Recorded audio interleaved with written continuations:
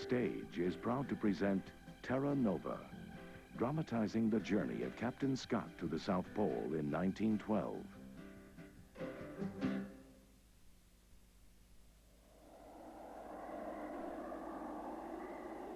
I write when we are very near the end of our journey, and I am finishing it in company with two gallant gentlemen. To one of you a son, to the other a husband. As our troubles have thickened, they have remained splendidly hopeful, believing in God's mercy to you. My whole heart goes out to you in pity.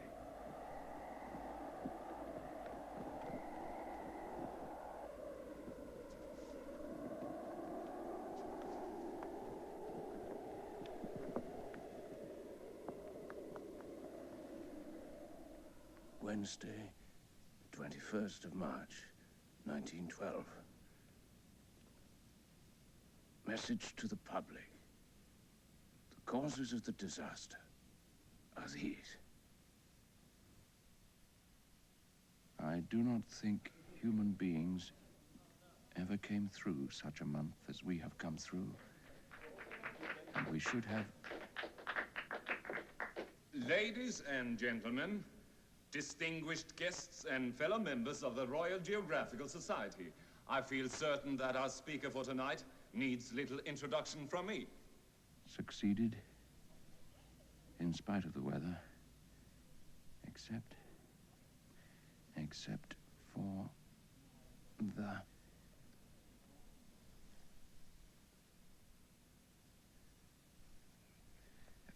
I can't make my hands. How am I to write if I can't move the pencil? What's the matter? What? Are you ill, man? Are you indisposed?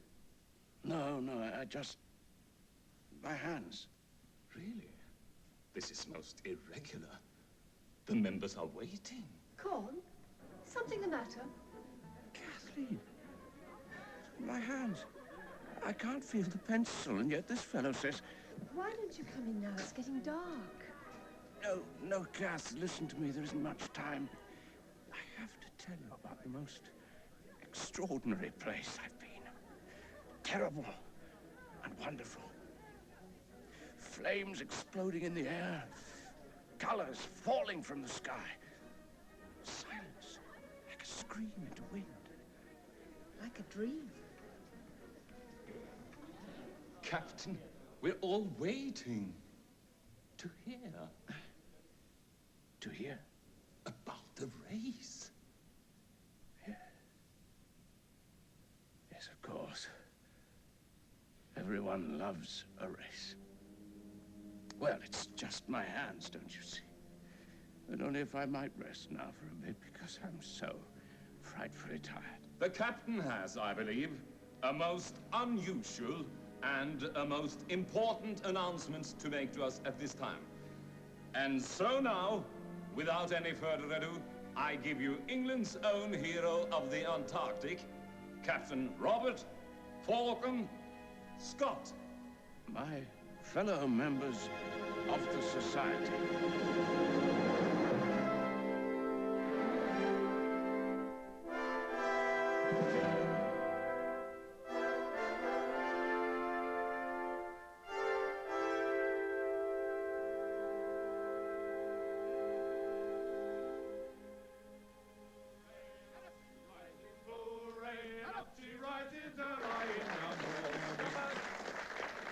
My fellow members of the society, we are all engaged, all of us here in this room tonight, in a great scientific race in which our national pride is at stake. No human footprints have yet appeared at the South Geographic Pole. When they do first appear, and I assure you that day is very close, I intend that they shall be British footprints. My new ship, the Terra Nova, will steam down the Thames on the morning of May the 30th, and her destination is Antarctica. I am going back. I'm going to try a second time, and this time I shall not return until I've planted the Union Jack on the bottom of the earth. Whoa! Whoa! Bit of a crack here. That's not a crack, it's another bleeding crevasse. There she blows. You see bottom, Birdie? No. But I can see a Chinaman on his way up. Right, Oates, Mars, slip your traces back along the sides. Nothing like the army, is it, Titus? Cavalry, not army. All the same to me, mate. Put the back end to the runners. When I signal, pull like the devil. The rest of us lifting the front corners. Ready? Right! Hooray up, she rises, hooray up, she rises. There is another man who will attempt the race. I mean the Norwegian, Roald Amundsen. Now, listen to the means by which our Mr. Amundsen thinks fit to achieve the pole. He intends to take along huge teams of dogs, whip them into hauling his men overland to the Great Barrier Glacier, and then slaughter them when he has no further use for them, and feed on the fresh dog meat. Well, I leave it to you to decide how sporting that is. My own men have trained until they're in the peak of condition, and we intend to march the 1,600 miles on foot. To the pole and back on foot.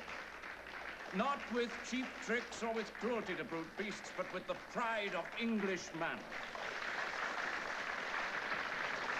Come on, put your backs into it.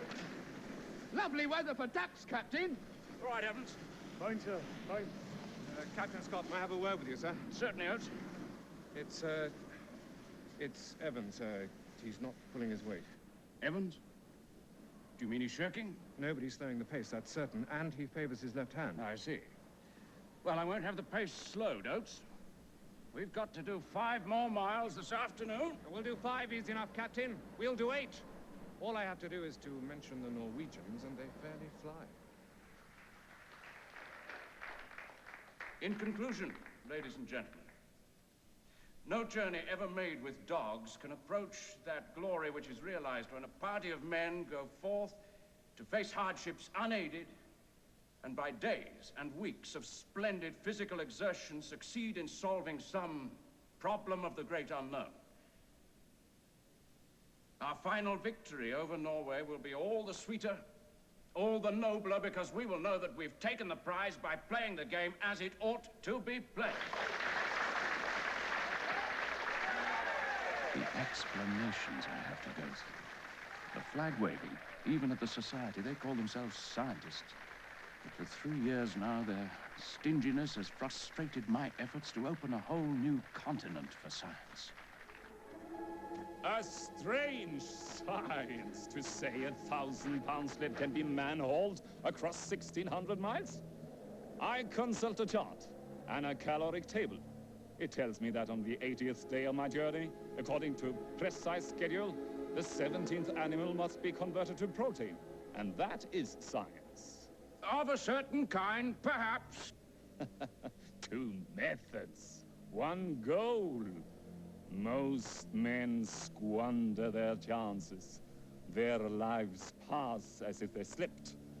But you and me, Scott and Amundsen, how many in the world like us?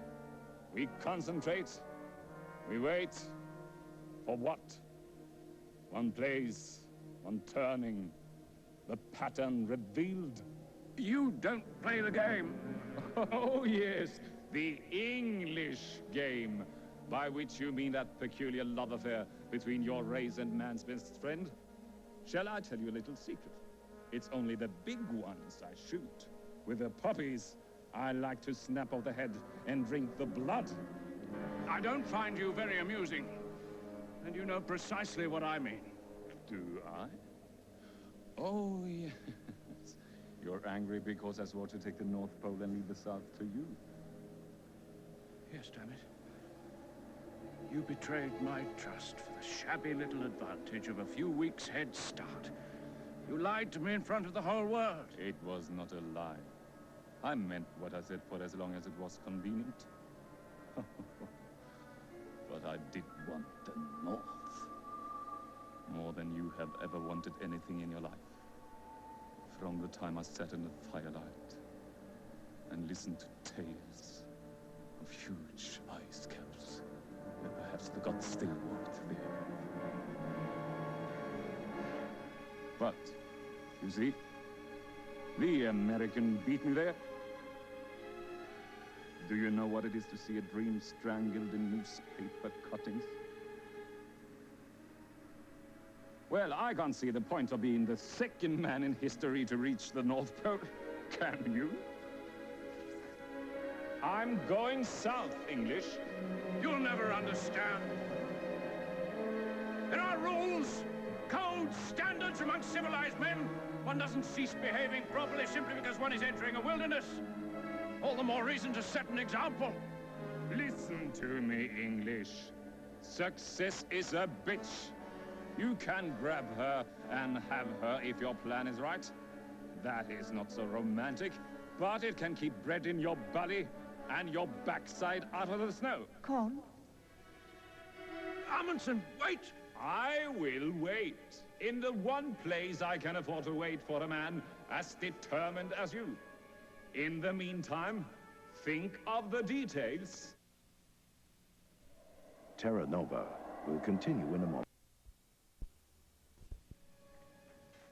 Con, you said you were going upstairs to rest. I couldn't sleep. I dreamt of Amundsen again. Was he very frightening? Frightening enough. I came down here. I wanted... Oh, I don't know what I wanted. Well, why don't you come in now? They've all gone. No, a moment more, that's all. I brought you this.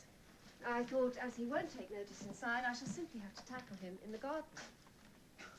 Well, what is it? I haven't the foggiest.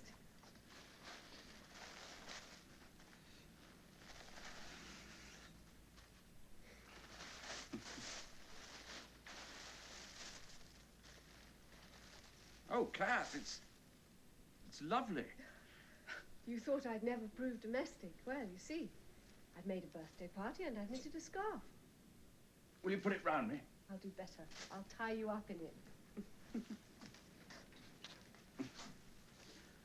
Peter asleep? Tucked in ages ago. Not before insisting on 3 stories. He was very cross because you didn't kiss him goodnight. You'll get a severe dressing down in the AM, I should think. Well, I'll look in on him later. You're not angry with me? No. I made your apologies for you. Everyone quite understood how preoccupied you must be. Did they? Oh, I've spoiled it for you. I've embarrassed you in front of your friends, haven't Well, I? it was for you.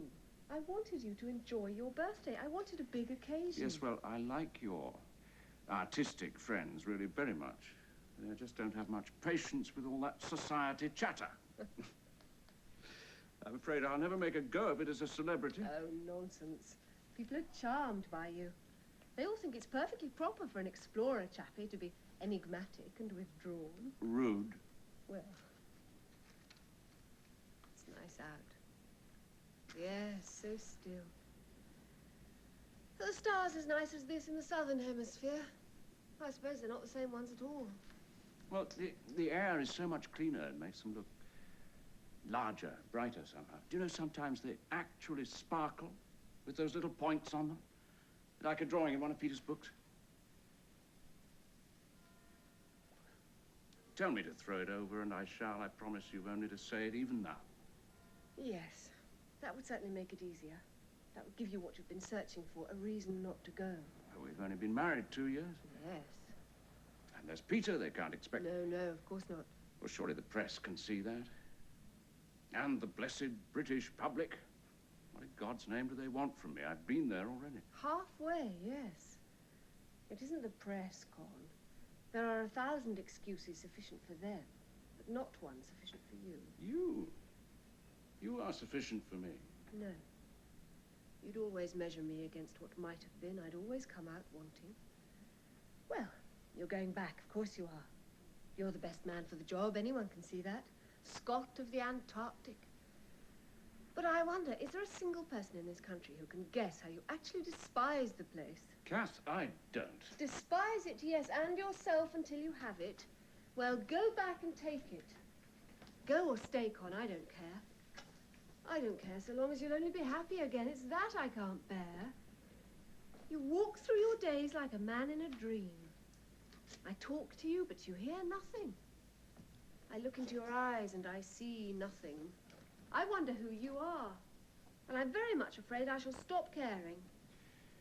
Look, inside tonight at the party, Kath, it was full of ghosts. They all looked like me, but their faces were younger. When you lit the candles on the cake, I cringed with every flame. 41 charges. 41 counts of guilt by mediocrity. I ought to be in the Admiralty, Kath.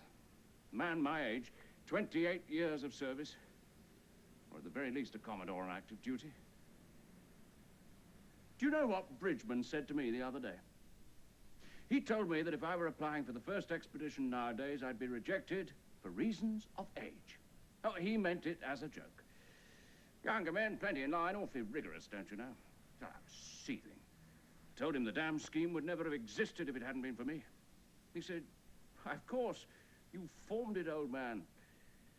Why, your very name is synonymous with polar exploration, and they'll always remember you for that, because after all, you did get so close. What was it? Only a couple of 100 miles out, topping good show, that was old sport. And I said, yes, old sport. They'll remember me all right. For about 2 years, my name on some bloody little plaque in the 5th floor lavatory at the Admiralty.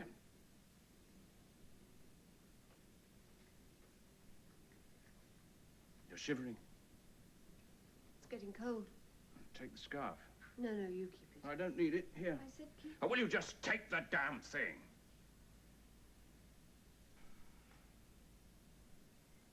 Oh, Kath, I'm sorry. Sorry.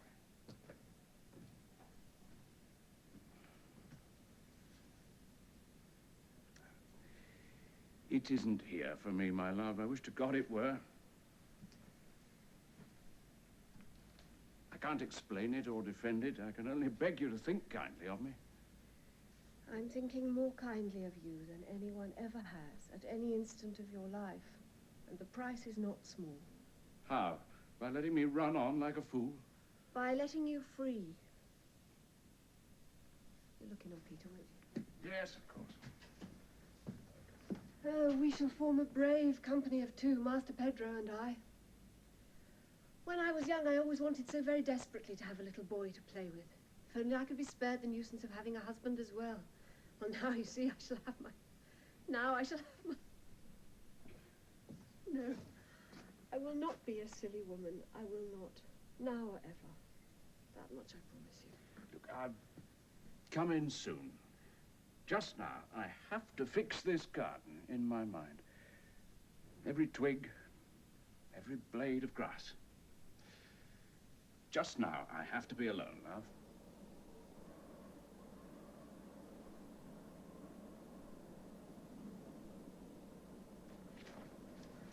The owner's got a bit of a bee in his bonnet over something. Oh, nothing new in that.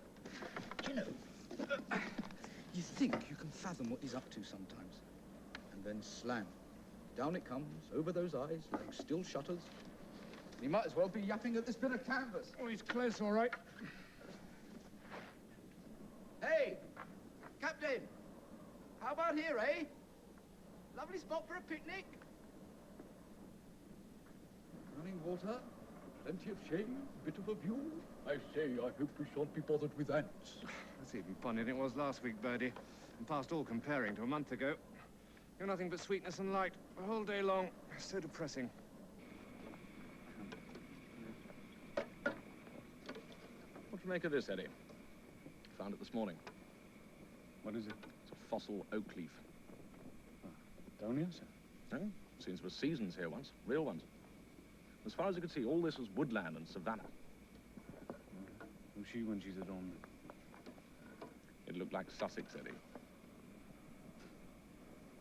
Here, take a look. Hey!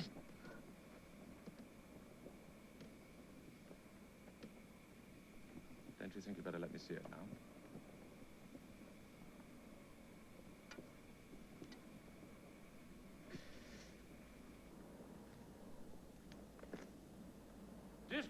Birdie?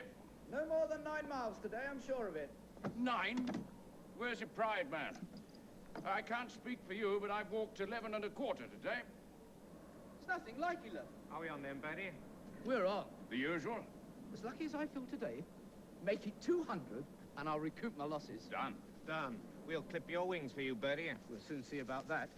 Nobody else in this party has any idea of distance except me. I'm blessed with short legs. Monday, January the 15th, 1912. 76th day of our journey. Oh, what's the mercury? 5.7 below. Let's hope this warm spell lasts. Split the estimates. Call it 10 miles today. That would leave us what? Only 27 from the pole? So 3 more marches at this pace, or 2.5 if we can pick it up. Or 4 if we should be slowed again. Ration count? Fuel for 11-day, food for 9. Well, that's 3 days to the pole. 1 day there, that's 4. And back to 3 Degree Depot in 5 or 5.5. Total 9.5 days. Whoa, cutting it close. Ah, easy. We'll have a couple of biscuits and a teaspoonful of paraffin for the insurance. On the 10th day, we shan't eat at all unless we turn up at the depot. Birdie will just have to tighten his belt, I suppose. Look, I don't know why everyone always picks on me. I work twice as hard as the lot of you. It's only right I get twice the food. Bars, I'm asking you to give up the rest of your lunches. For the good of the party. You may chew them on alternate days, but under no circumstances, swallow. Bless you, Captain. A Christian soul. How are we doing then? Latitude is 89 degrees, 33 minutes south. Longitude is still 160, maybe 50 minutes east. Due course, straight for the mark. So that's... Damn. 11 1/4 miles exactly. It's a gift. Shall I add that to your account? Yes. Well, that's 2,165 pounds yours, Lieutenant. And don't forget the collateral you put up. Your house and mother. Otherwise, we'll leave you here. Good for the whole amount, I swear it. You'd better be. I'm not prepared to win your mother.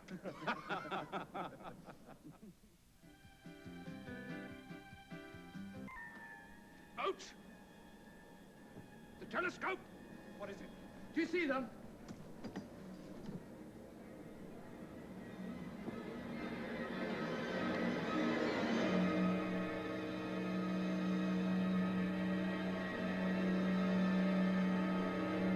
No.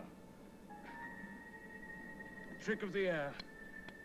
Reflecting back our own tent. Do you see it hanging there above the horizon and turned upside down? Could be 100 miles, could be 10.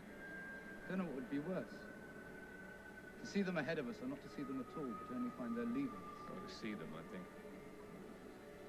Anyway, my guess is he's already turned back. Never seen anything like this in his whole life and wants no part of it. You'd like to back that with another 200 quid? No. Not that one.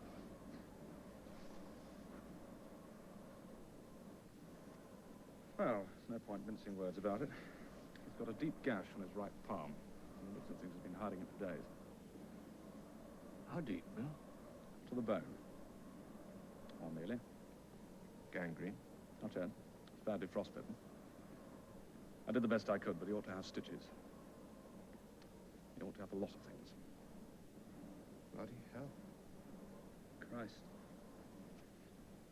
No wonder, poor Terra. Finish stowing this gear. Aye, aye, Captain.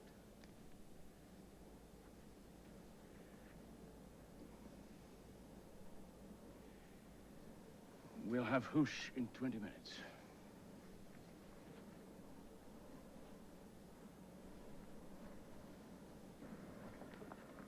Hello, Evans. Sir?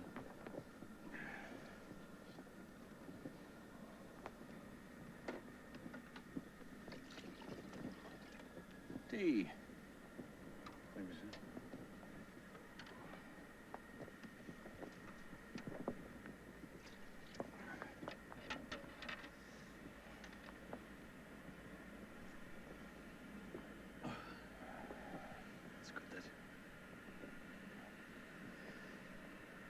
Wilson tells me you've had a spot of bad luck. Yes, sir. Sorry, sir. How do you feel? Oh, it's better now. We put something on it and bandage me. I see.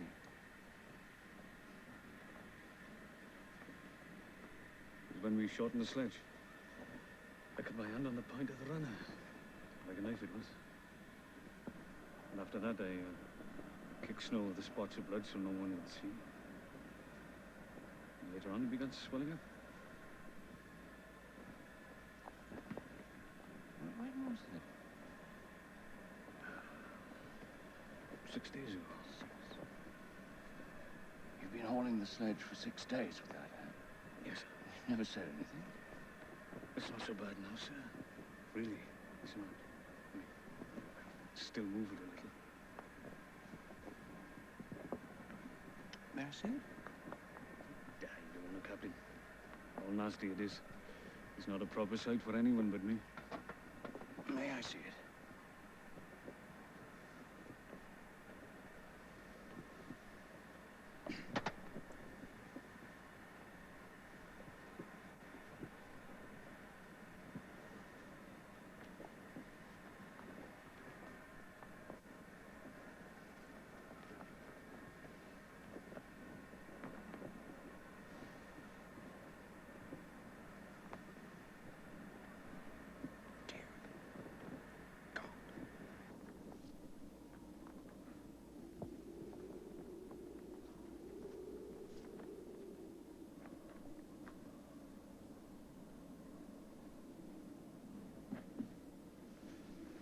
Evans has bolted. He's done us all, more than likely. We'll all pull for him. Taff will make it. And go short rations. Pull on short rations. If we must. Evans knows his duty, same as the rest. If he's any sort of a man, he'd do what has to be done. What's that? Not my place to say. Over a cut hand? Not Taff. There's no point in being sentimental about it, Birdie. It's precious late in the game for that and the wrong latitude. Well, he's not done yet, not by a mile. No, of course he's not. He could hang on for weeks, eating food the whole time, using fuel the whole time, and slowing us down to a bloody crawl. For God's sake, keep your voice down. You're a cold-hearted bastard, Oates. You tell your mate to do away with himself over a cut hand and a portion of biscuit. I tell no man anything. But if I were in his place, I'd know what has to be done. You're not in his place. You can't know what you do. I'm a soldier, aren't I? And all a soldier needs to know is his duty. Look, we're not one life, we're 5. Think of it now. The time may come when you look at the man walking beside you and you'll hate his guts for not deciding. If it does come, you have my opinion already.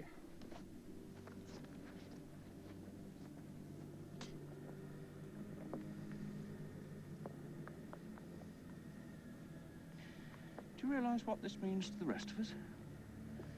So, I thought if I could, well, it might... Damn it, Evans, stop pretending. If we're back at base, this hand will be amputated. Your hand is dead.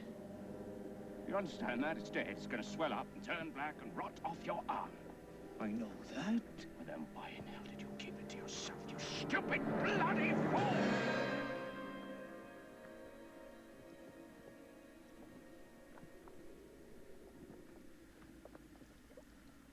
I was afraid you'd send me back. I couldn't be sent back for nothing. Huh? A little cut? Well, that wouldn't have been fair, would it? It means a lot to the old people back in Rossilia that I've been chosen. And I thought it'd be worth a hand for that. To go to the poor. To be one of the first. But I never meant to slow you, Captain. God's truth and strike me dead if I... Please. Please. You have to believe that, sir.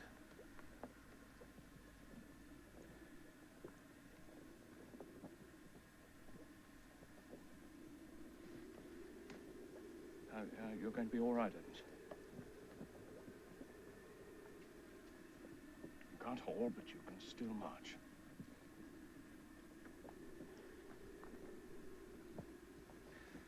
You've got to keep your strength up, though. I want you to eat now and rest.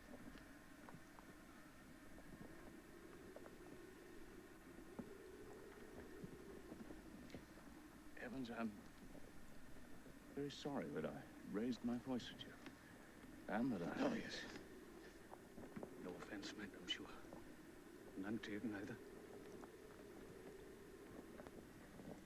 Thank you, Holmes.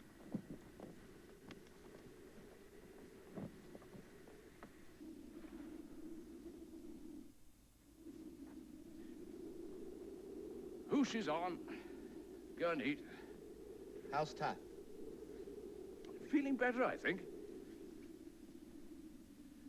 Resting.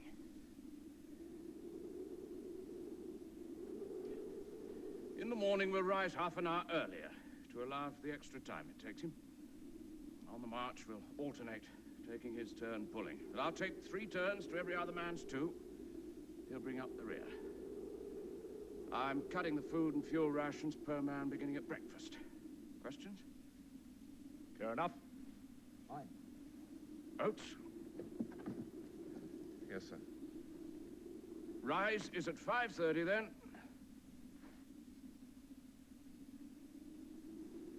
Robert, I should have examined him earlier. No, Bill. I had suspicions. We all did. My fault. Go and eat.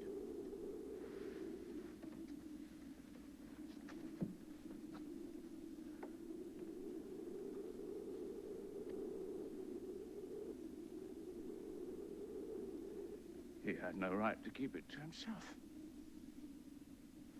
It doesn't make any sense. Why should it? Terra Nova will continue in a moment. It's cold. So hard on a sick man. It's an extraordinary place. It wants so much for you to be dead. I struck him. I can't believe I struck him. He behaved like a fool, but I had no right. Sick man. And a petty officer at that. Which bothers you more, that you struck him, or that he's going to die? Toughen your heart, English. You know what has to be done. Hit the others slipping away before dawn. He's rolled warm in his sleeping bag. He doesn't feel. See, he feels nothing. He wakes at noon. The empty miles around. But the others saved. One lost, but the others saved. And peace for him. It must be done. Yes, it must. And I want to do it. And I want to. For myself, for my own sake. Yes, for my own sake.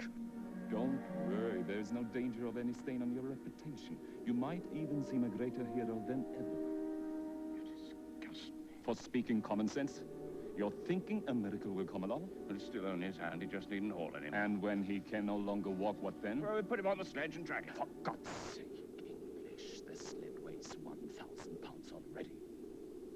And for your ridiculous pride, you might have dogs drag it instead of cripples. And when he slows you down so much, you can't reach your supplies. Will you drag him even then? Oh, should we just shoot him then, like one of your dogs? Damn it, perhaps we could eat him as well, just to be absolutely logical. It's my fault he's here. Can't you see I'm responsible for his life? For many lives!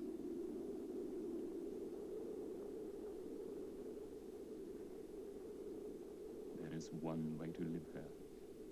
One only. Everything is a tool. A boot, a dog, a sled, and a hand, an arm, even a man. If it breaks down, you throw it away and you march on. It's brutal, yes, and it's ugly. But anything else is sentiment, and it will kill you. There's a wall. I can see myself approaching at a great distance, and at last I come to it. On this side, I'm something like myself. On the other, I'm lost. I've no name. Can't you understand? Where is the point at which the entire thing becomes worthless? After one man dies, after 2. Then turn back now.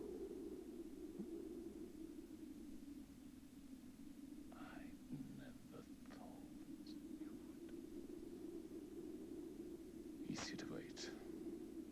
Easier not to decide. God, these winds. They come across 5,000 miles. Nothing to interest or slow them up along the way for the simple pleasure of burning my face. I want you to the nation and another to these men. Are they no longer the same? You have a selfish ambition as well. God help me, I don't know any longer which I place the highest. English, you don't even know who you are.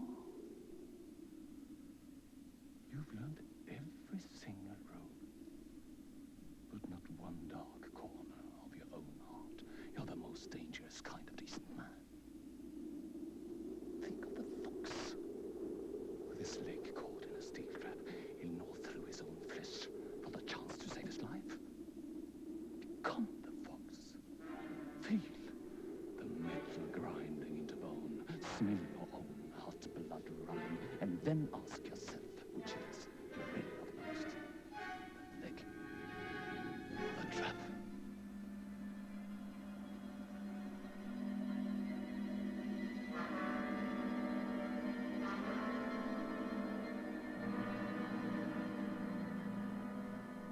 Heavens! Heavens, damn you! Heavens! I'm going back. No, let him come as quickly as he can. If I just give him a hand. I don't want him feeling helpless. Sooner or later, we're going to have to carry him. For now, let him do his best. You realize we've done almost 9 miles already in one morning? 18 more. That's tomorrow noon! Christ, my legs are on fire. My whole corpses! All right, Bash. Pink. Pink. That's what I'm in. I'm in the bleeding pink. Oh, Lord, that's good. Getting colder. Oh, it may have dropped off 3 or 4 degrees. Oh, what difference does it make? I've got nothing left to freeze except my bollocks. There's no use for them. How's that hip, Oates? Oh, a bit stiff. Oh, that's all we need. A soldier and his gammy hip. Bertie, a little respect, if you please, for our walking wounded. Yeah, it's quite right, Bertie. You're talking about a blessed war hero. I saved East Grinstead from the dreaded Boer menace. Oh, come on, Titus. Pull the other one. Shot in the bum by some poor woman's husband, more like. There I was, alone in the Transvaal, facing 50 of the brutes. Oh, make it 100. All right, 50 in front, 50 behind. Oh, dear. Our regiment called back or mostly dead, and me left there with a bullet in the hip. Yeah, and one in the head too, I should think. There's old Titus, not a stick of shade for 50 yards. It was 100 degrees. Flies came like smoke. And so for 10 hours, my leg like raspberry jam hit to kneecap. Thigh bone was shattered just there. And the sun. Please, God, let there be a bullet left in my pouch. Just one. No bullet. And my soul for a mouthful of spit. No spit. But the flies, and the sun, and the sun. And so I said to myself, Titus, old boy, if you should pull through, it's goodbye to tropic climes. Promise me you'll put in for a cooler line of work. Antarctica! That's the place for you!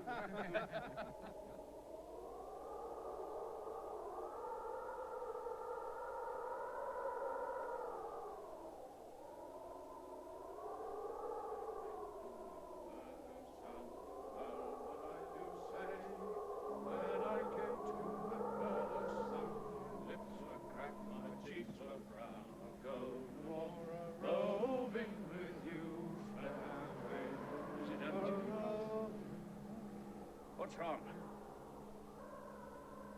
Trucks. Dogs.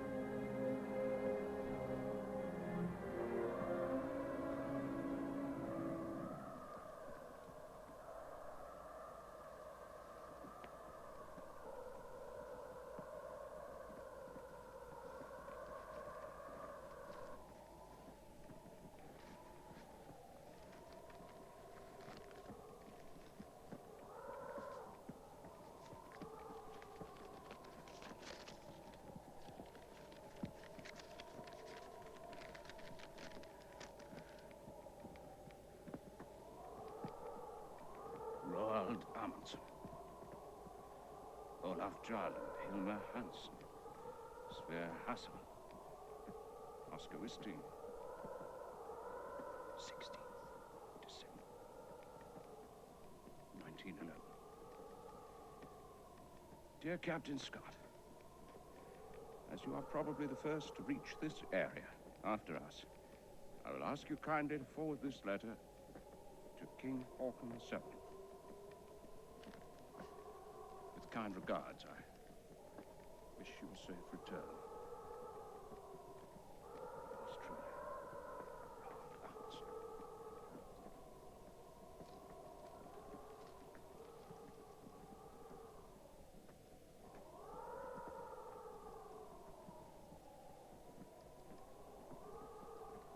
Bertie, take a sighting. They made a mistake. There's no mistake. Damn, you can't know without checking.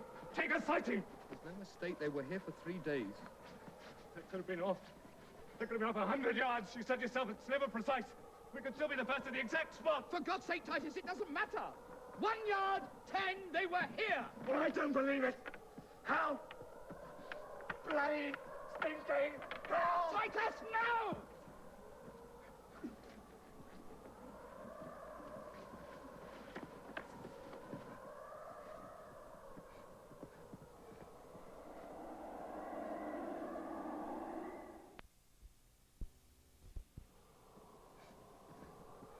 North.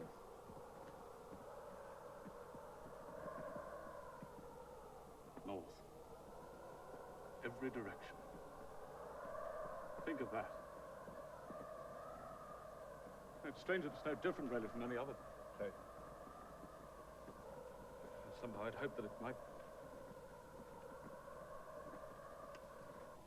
Childish, I suppose.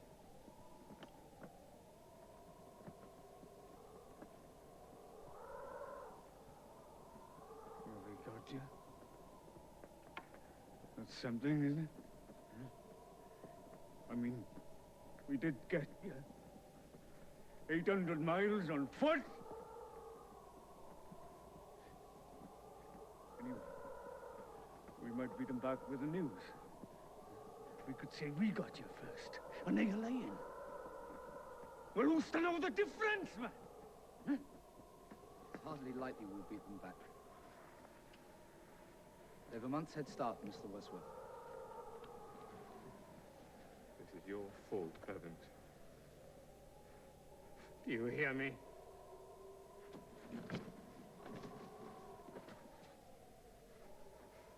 Well, how do you like this nice piece of work, you weakling? You bloody pathetic liar and coward. Well, let me shake your hand on it.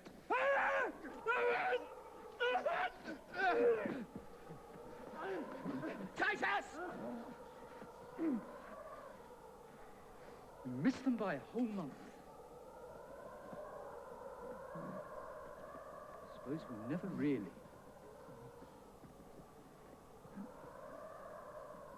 What I'm really trying to say is, it didn't really make that much difference.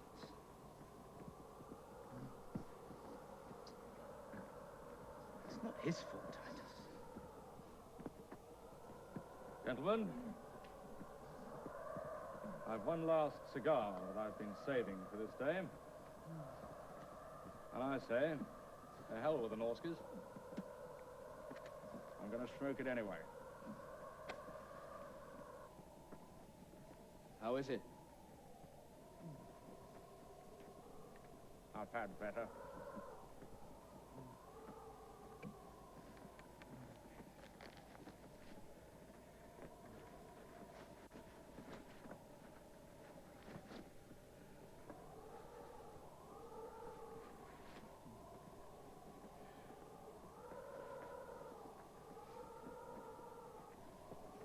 Right then.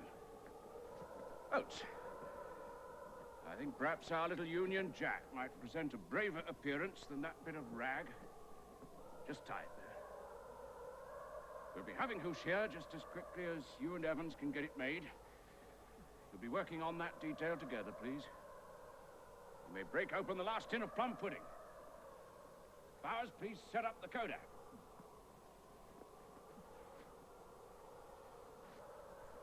We're at the pole. I think we owe history half of that, don't you? Bill, make whatever sketches you need just as quickly as you can. Leave as soon as we're rested.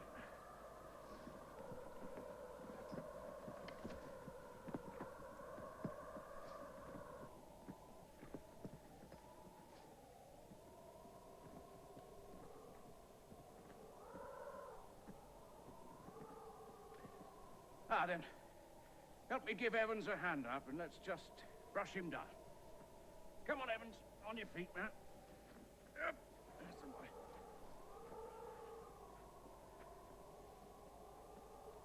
You ready for us there, Bowers? Nearly, sir. Right then, Bill. Let's see, I'll ask you to sit in front. Bowers, you're so damn short. You'll have to sit in front. We won't be able to see you at all. And then how will we prove to your mother that you were even here? Oates, over there. And, Evans, I think perhaps if you'll stand with me, we can make a reasonable sort of back row. That's the idea. Splendid. My dearest Con, tomorrow will be our wedding day. We shall have been married 3 years. I bet anything you won't remember it. I want you more than I have done for long and long. I wonder if you will be here with me by the spring. Oh, little girl. I do think of you now. You used to joke about how I was always late for dinner parties. Whenever there was an important engagement, the train or bus would break down, and I'd miss something that might have made all the difference. Well, it's never been the right time for me, Cat. I feel like some ludicrous footnote to history. And I had so hoped for better things. And now, it's goodbye to the daydreams and 800 miles to march home. I suppose there's a kind of relief to finally be certain of something. A man unburdened by hope is like a god or a machine. He never tires, never feels afraid, never feels sorry for himself or anything at all. But, great God, this is an awful place. And terrible enough to have come here without the reward of priority. Ready, sir. I shan't expect any man to smile. But I would take it as a favor if no man looked as though he were beaten.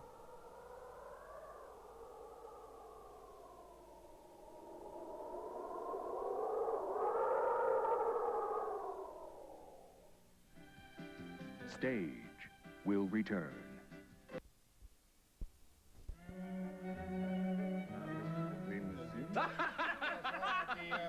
Disgraceful, Evans. And the beluga malasol I can speak to your mother about You do that. have the malasol, don't you? Because I am not interested in any of your Turkish sediment. Good lad. Well then, Betty. That bugger I'll had have the the bloody filet de cheek poisson to d'Acier think he could champignon. pass off an Say 18 nothing for 95 Chateau Peace. Come, Bill. Well, I told the away wretched more than that, fellow really. The that old he'd stomach's best silly look with sharp or office. else he'd lose our custom. Stout fellow. Did you manage to look at their cellar? They've a lovely little 87 bordello. Well, he pleaded with me to accept that instead. Compliments de la maison. So I said I might. Just might, mind you. But I couldn't promise to talk you into considering it. What do you say? 87 Bordeaux, I don't know about that. Oh, come on, also, there's no point in hurting their feelings. Well, pretend that it's drinkable. Otherwise, we'll be here all night. Oh, very well, but I wish to God someone explained to me how a Bordeaux is going to sit with my fondue de poulet à la crème. That's a good fellow. Can always switch for the next course. Anyway. I can't quite make this out. Where are you looking, Taff? There, sir. Jules Boussin, maître chef. Well, it sounds delicious. Yes, yes. I love some of that, please. For God's sake, Edgar, you just ordered the head cook. We'll have him skewered, please. Lightly marinated in butter and lemon juice. Serve flambé. No. Evans will have the braised duck with chestnut and sausage stuffing. Is that all right, Evans? Yes, sir. It sounds fine, sir. Thank you. Right. I've been looking forward to this for eons. I'll have the tornado sauté à la crème. Just a minute, Froggy, I'm not finished yet. Jambon farci en cru, champignons à la crème, carottes glacées, rognon de veau flambé. For God's sake, Bertie, don't be such a pig. I'm starving. I'm so peckish I could bite my own leg off. Or anyway, his leg. Some of those nice Italian truffles, please. Yes, monsieur, monsieur. Don't forget the pelican. I'll have the poulet rôti à la Normande. That's with the giblet and herb stuffing, is it? And I think perhaps a green salad might do nicely as well. Is the lettuce fresh? Very well, a green salad. That's all, waiter. We'll order the other courses separately. Oh, you may bring along the wine. Here, Oh, yes. Oui, monsieur, immédiatement. Service here is appalling. Well, he's a foreigner. What did you expect? Right, shoot 'em all. Gentlemen, I propose a toast. We don't have any wine yet. Well, I propose a toast with water. Is that on? Oh, speak up, Taffy. And stand up. You're supposed to stand.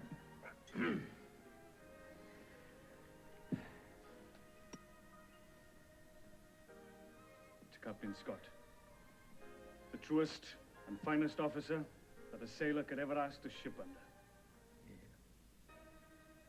He never asked us to do anything he wouldn't do himself.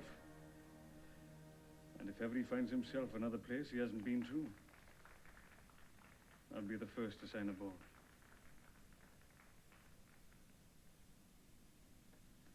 Well, that's all I got to say. Thank you, Evans. Here, here. I really think we ought to drink first to His Majesty. Gentlemen, I give you the king. The king! God save. And thanks be to God for a safe return for our families. Amen. To our sweethearts and wives, May they never meet! Speed! Yes! I'm not going to come to any more of these reunions if you're going to make me get up and lecture. We've come through a lot together. I want you to know that I was very pleased with each one of you, with your dedication and sacrifice. Not just to our mission, but to me personally as well. None of you had to go south. Each of you volunteered at great personal hazard, leaving behind families and loved ones. I'm sorry we didn't reach the pole first, but I will never be sorry for the way that we tried. And you shouldn't be either. Ignore the detractors. Be just 1/10 as proud of your efforts as I've been. And what we've accomplished can never seem a failure or an empty gesture. Something I could never say somehow during the course of our journey, and that is difficult for me to express even now, but nonetheless true for all that.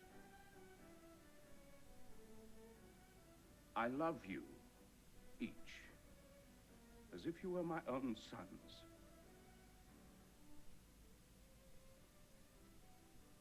I suppose that's my real speech.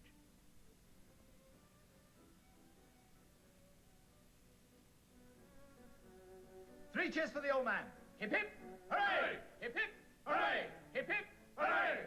Boy, He's a jolly good fellow, for he's a jolly good fellow, for he's a jolly good fellow. And so say all of us, and so say all of us, and so say all of us.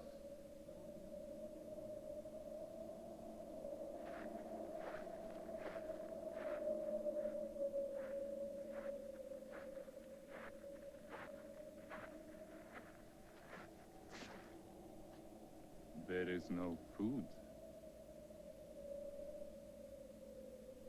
yes, well, perhaps we'd better be going then.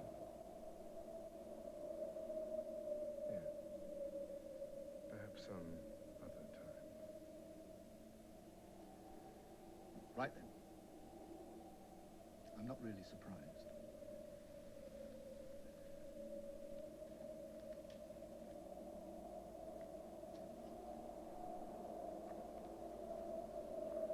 Do you like your game now, English?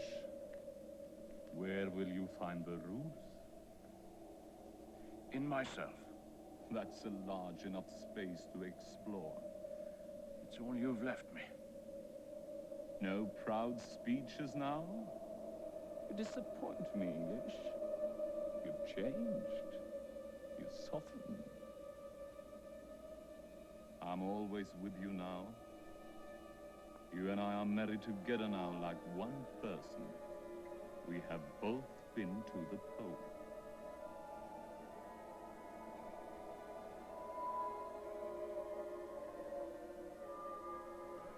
Those strange colors. Yes, the Aurora Australis. Of course. The southern lights. I've always wondered what they would be like. Radiant energy released in the high atmosphere. They almost seem to sway with the breezes. Very beautiful, aren't they? Flames exploding in the air. Colors falling from the sky. Form, color, movement, mysterious and brief as life. The ancients, you know, considered these lights to be mystic signs and portents. The fiery handwriting of the gods. We, of course, must pretend to be modern men with no charm for such gaudy superstitions.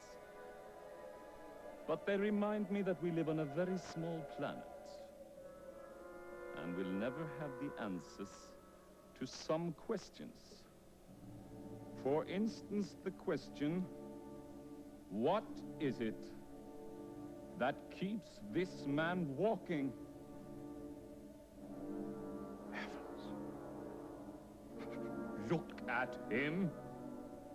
His hands are swollen to lumps. The fingernails are all dislodged. The mind is clouded, dull, stupid. Then how is it this creature is still able to put one foot in front of the other? Home. The thought of home keeps him moving. All of us. The people we shall see there. The things we'll do. Memories.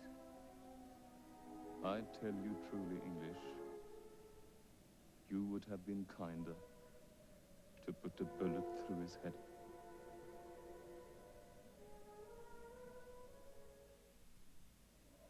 Terra Nova will continue in a moment. Why, Captain Scott, what a pleasant surprise to see you again. Good afternoon, Miss Bruce. Mabel Beardsley was gracious enough to suggest after the reception last evening that I might come by and pay my respects. So I've come to pay them. Please forgive me. I'm rather distracted at the moment with this piece of clay. Yes, yes, of course. Please, go right on with your work. Do you know anything about sculpture, Captain Scott? Not a blessed thing. I'm afraid I've been in the Navy since I was 13. I'm not sure that's a logical explanation. Well, it means I'm afraid I've missed out on a few things I ought perhaps to know more about. Culture, that sort of thing. Haven't had time for them. Haven't you? Well, what do you think of this? Of that?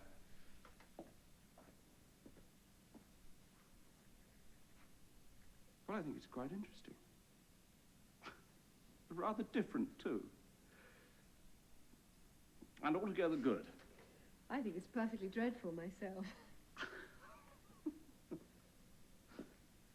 Are you aware that you've become the social lion of the season? Any affair that can flaunt you seems assured of success. Oh, I find it all very flattering, of course.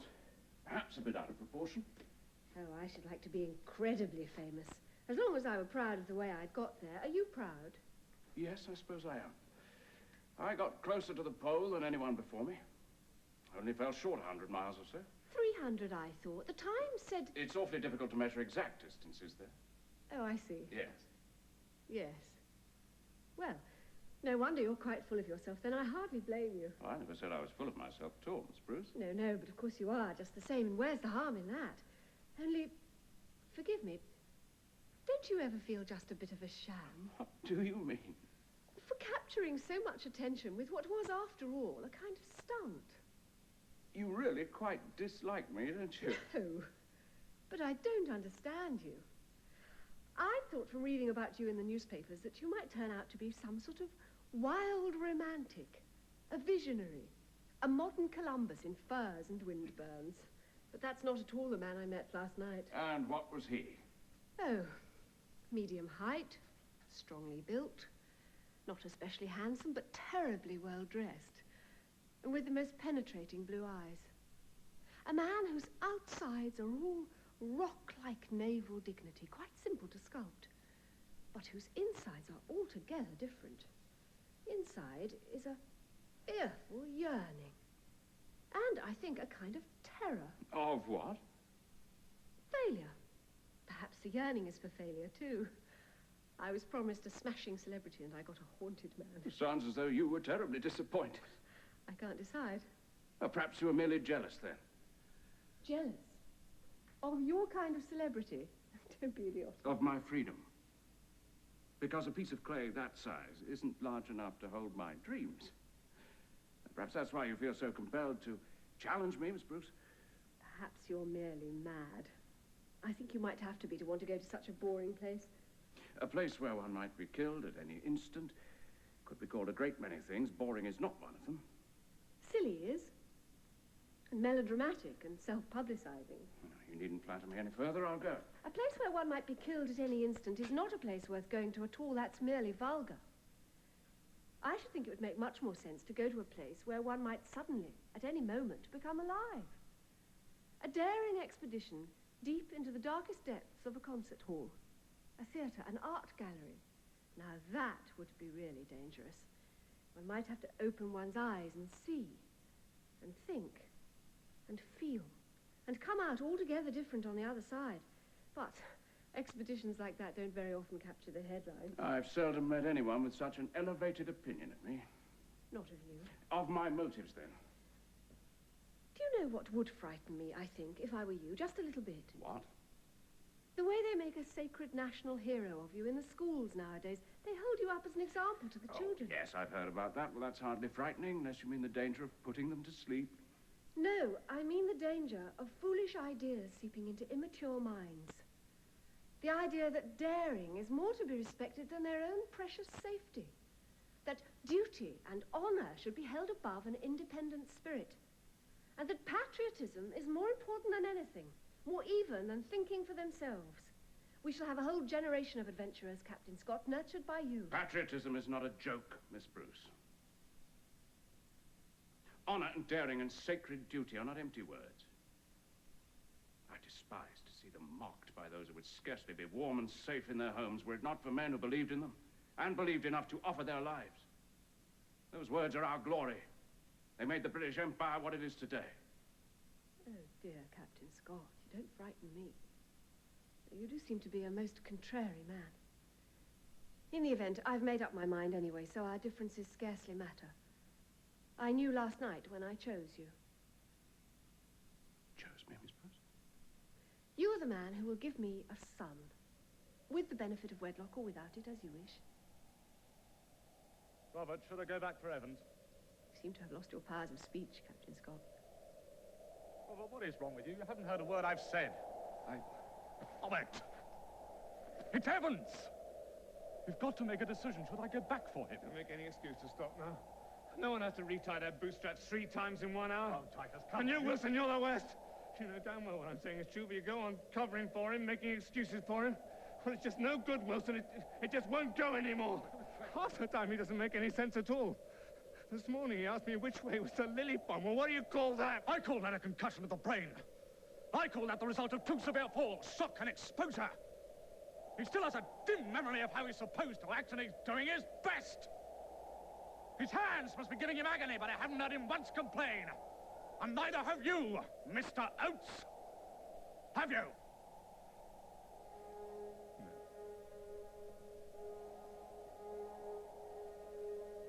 Dearest Con, something frightened me tonight. I was working late in my studio. I turned, Peter was there in the doorway, sleepy from bed.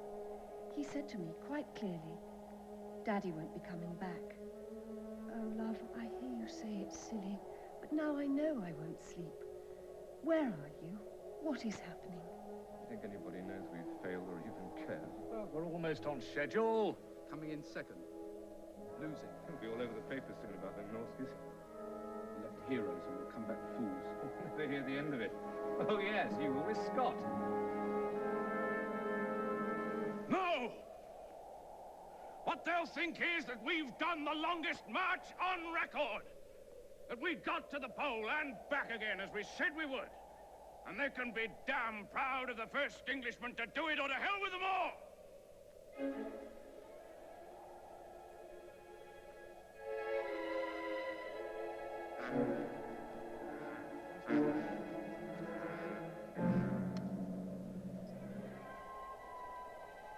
What the devil is he? Is he down? Stumbling about. Now...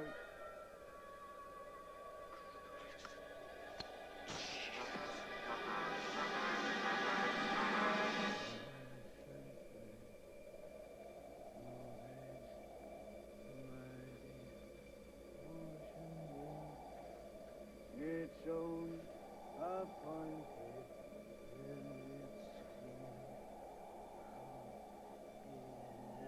For the love of God, Evans! Oh, hello. Come in. Close the door behind you. Tea is on. I don't touch anything. I just got it sent. Stay you there. Everything's in order. You're only mucking up. Evans, I want to help you. Keep your bloody distance, damn your eyes.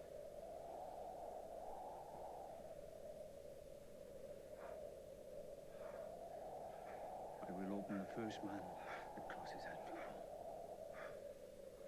I said close the door behind you. Close and bolt it, man! Christ, he's stark raving mad. It's Birdie. Don't you recognize me, Taff? Evans, put down that knife! 2, 3. This'll never do. There's too many of us. Too many altogether. Well then, we better change, huh? We're late for chapel as it is, huh? Hey, you don't! He's got to be covered. He can't just stand there like that. Smell it? Smell it? There's Welsh cakes then. If we got everything tidy before services, we can have ours with butter and honey. Oh, man. I can smell them baking. Ah! I'm coming!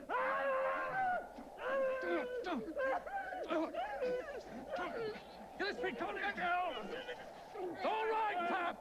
All right, boy. Hold him!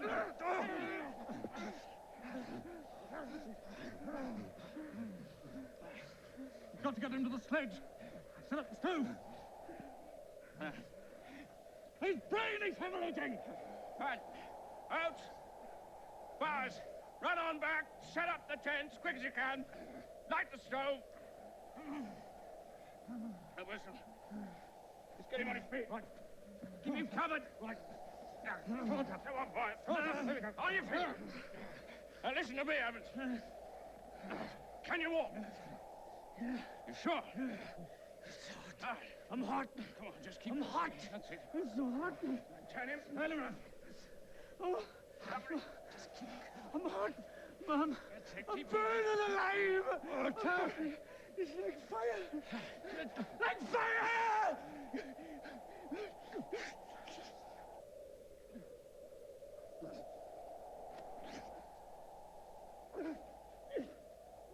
Eddie? Eddie, don't! Eddie! Fight! Please, Eddie! Evans! Evans!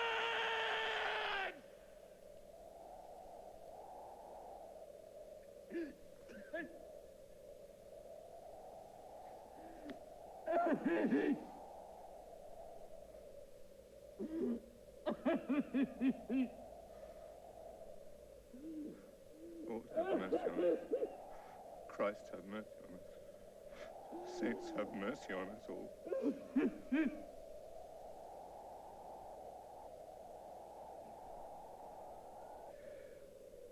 It's over, Bill.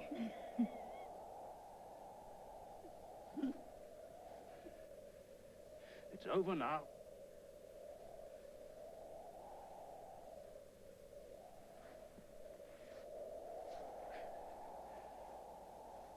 Now we're all going home.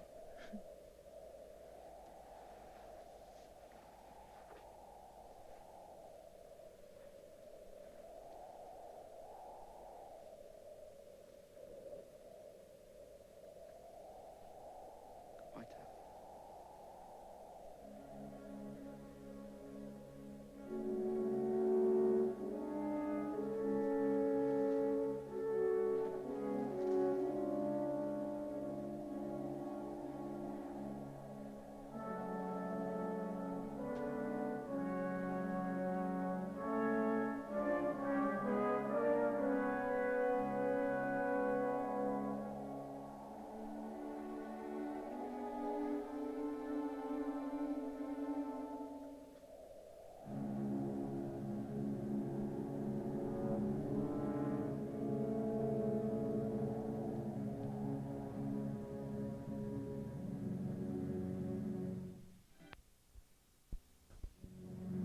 Con, saying goodnight to Peter. He's starting to tease. Today, for the first time, it hurt to nurse him. He's so greedy for life. Suddenly I feel terribly old. You're not old. But can I be a real father to him when he's growing up? Con, you'll have many sons, and all of them will prosper. Do you swear it? Yes, I do. Then I believe you. I think until Peter was born, I always looked upon you as a sort of, I don't know, a probationer. But he sprung something from me I'd never been willing to give. All those months riding under my heart, the same food of blood. It was a sea change, Con. From the moment he was born, I fell passionately in love with you. I think I loved you because I knew you didn't need me. You were complete in yourself, like one of your sculptures. I was just another challenge. One more piece of unexplored territory. I was determined to make you need me. I thought she may not have a use for a husband, but she does for a son. I mean to be a good father to him, Kath. I may have a late start, but I shall work all the harder. I know you will. It's time he was asleep. Yes. I'm fiercely proud to have made your son. I'm impatient for him to be grown and know what sort of man he has for a father. Good night, love.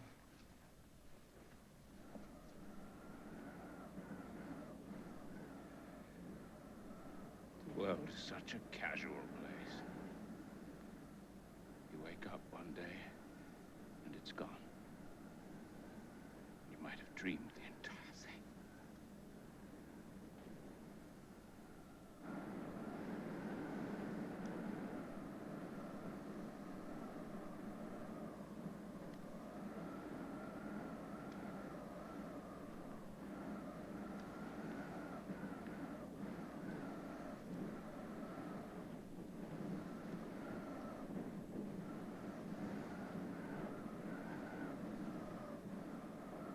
Hasn't marched 1,500 miles to die here.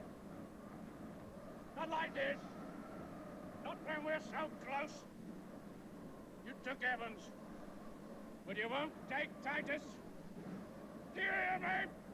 I won't let you! Robert, what is it? Robert, stop it! There's no one there! He's sitting there, taunting me! There's no one! Do you understand? Temperature has dropped to -40. The storm's blowing. Well, sit tight. He's set a course when it clears. Those are your orders.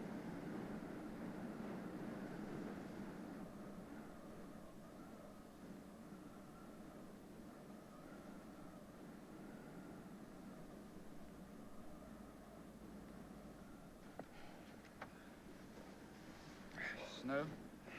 Soon.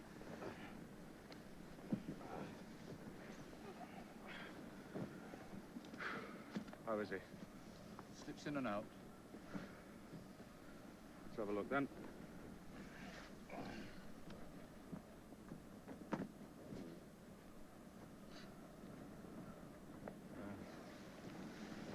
Swollen. Cup the boot.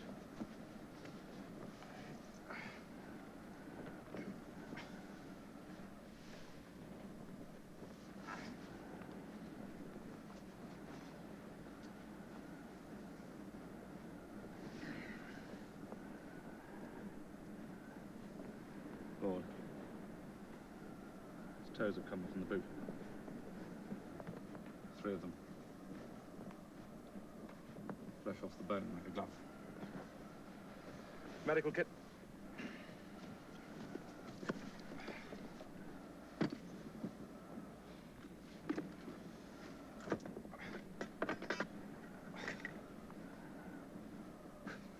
His chances.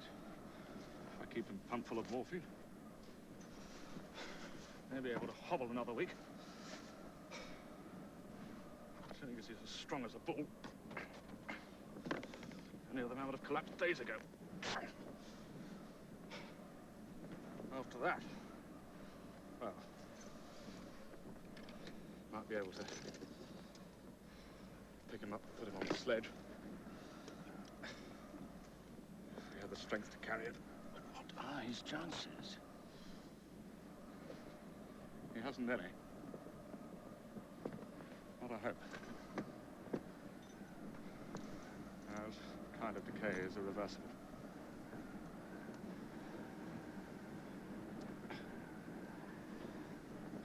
Now, if we try to carry him, the effort, weak as we are, could kill us all.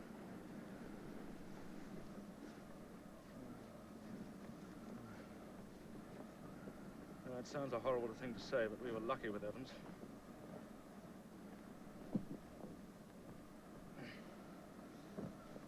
Now, if Titus doesn't die within the next few days, we're going to be in a very desperate position.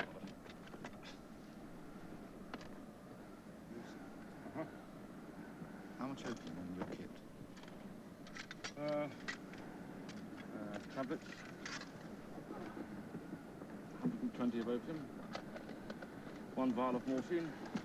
Enough to last him perhaps 10 days. That's 30 tablets each. Plus the opium. It's enough for a lethal dose if you took them all together, isn't it? I'm not even going to listen to this. Look, all I'm suggesting is that each of us has the right to end it. I don't want to lose my mind. To go without knowing why. Or even who you are. I say we divide the drugs now. Oh! Why not? Because it hasn't come to that yet, and I won't give you the meat. As a doctor? As your friend. Damn it, Wilson, we're entitled. Did you see Evans's face? If you have the means to end it at any moment, then you've little reason not to. Let's simply take the easy way out. That's not going to put us through. None of us. It's only going to sap our will. We might as well be dead now. I absolutely refuse. I agree with Bernie. Each man has the right to do as he sees fit. I won't deny that to anyone. Divide the drugs. I'm sick of playing cards. I won't have it anymore, not even from you. That's an order. I'm afraid you make me insist.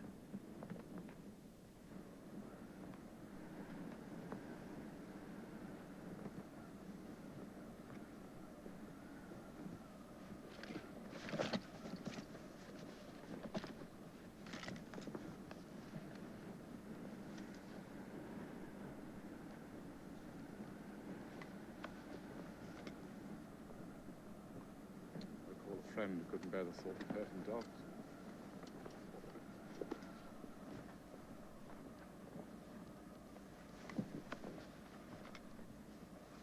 I think he's coming round.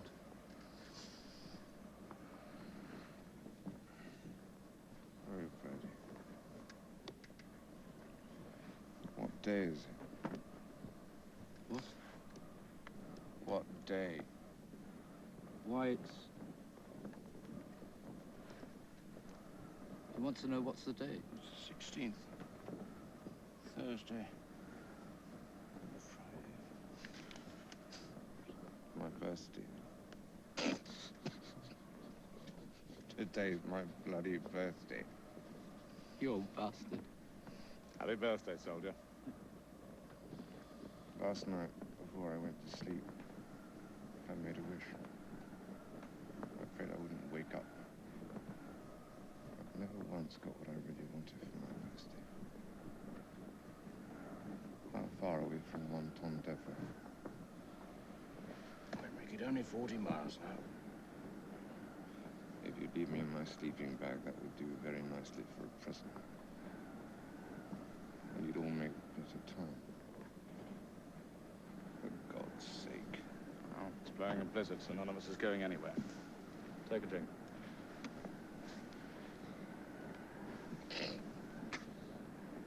Oh, that's awful. Fred, have you been pissing in the tea again? It's a fine thing when a man can't relieve himself out the doors. Do you know, I haven't had a decent cup of tea since I entered this service. I'm just going outside. And maybe sometime.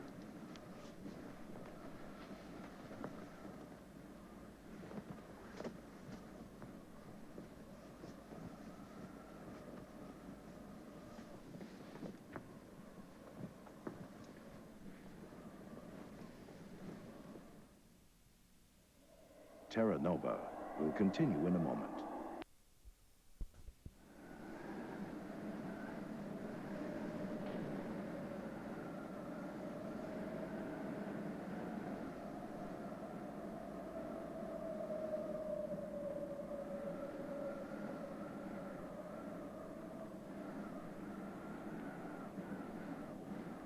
Out!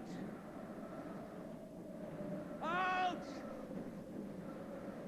Out!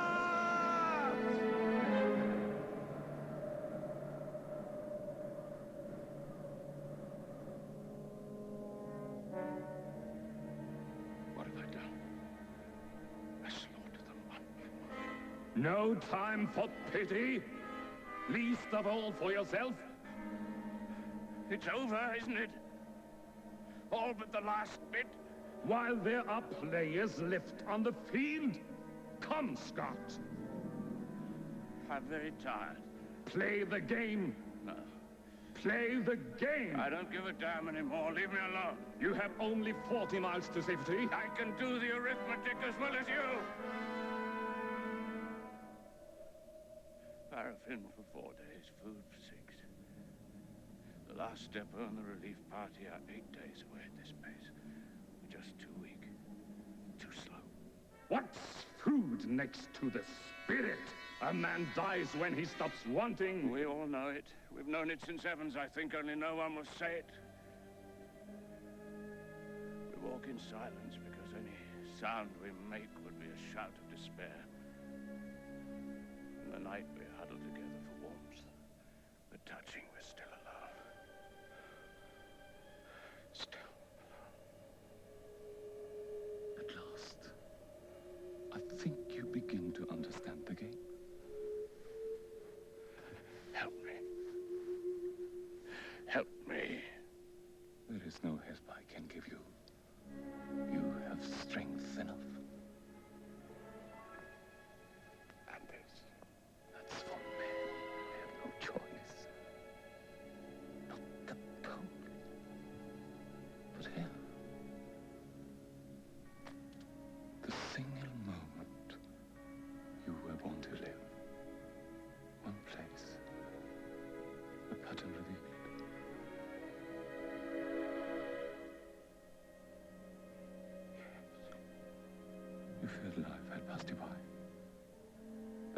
keep pace with the younger men. And yet you see, it is the younger men who are falling along the wayside, and you who are still strong. You thought it was a kind of a death at the pole. Yet I tell you, you were never so alive as now. The moment you were born for is here. Live it well.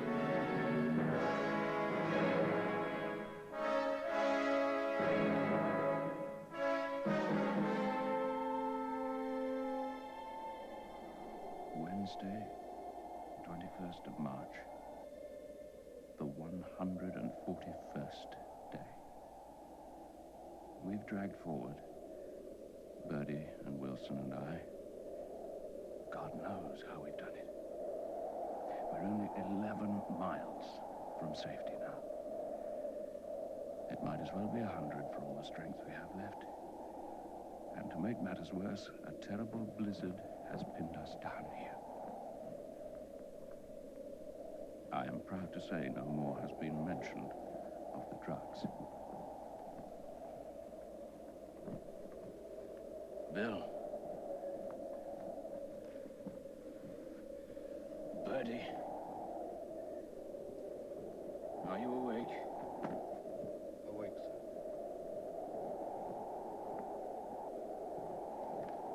Don't let yourselves fall asleep. I won't.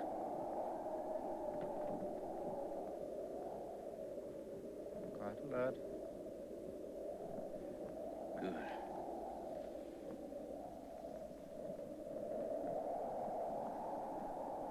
Dear Mrs. Bowers, dear Mrs. Wilson, if this letter is ever found, I'm afraid it will reach you after one of the heaviest blows of your lives.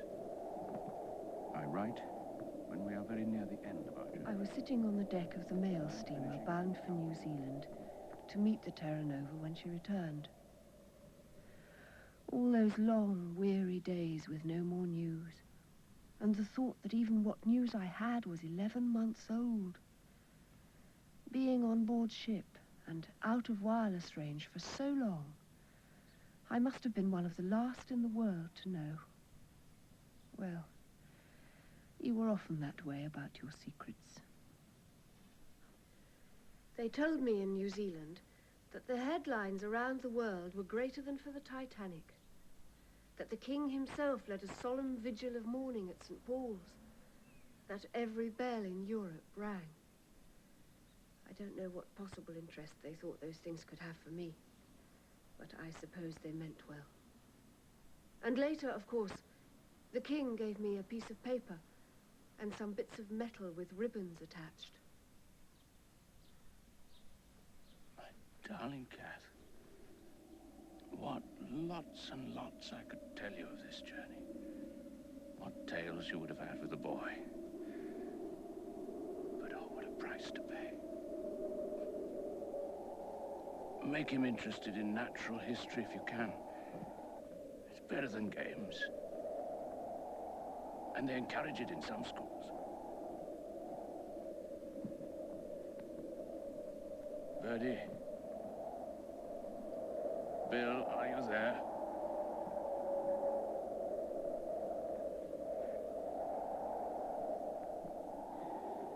Bill.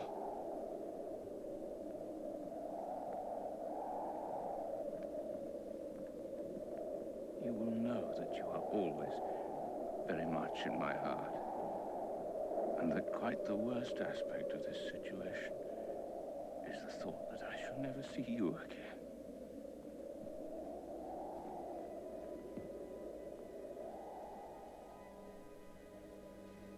Far away on the great ice shelf, your bodies lie still where they fell, perfectly preserved, fresh as life, magical. You who were so afraid of aging. And every year as the shelf builds itself outwards, you move a few feet closer to the edge. The great chunks of iceberg break off into the sea. One day a great crystal barge will carry you all school, like a Viking king surrounded by his lieutenants. And then together you'll sail northwards at last. Into warm seas. Into the sun again. North. Towards home. For my own sake, I do not regret this journey. We took risks. We knew we took them. Things have come out against us, and therefore we have no cause for complaint. Had we lived, I should have had a tale to tell of the hardihood, endurance, and courage of my companions that would have stirred the heart of every Englishman. These rough notes and our dead bodies must tell the tale. It seems a pity, but I do not think I can write more. Last entry. For God's sake, look after our people.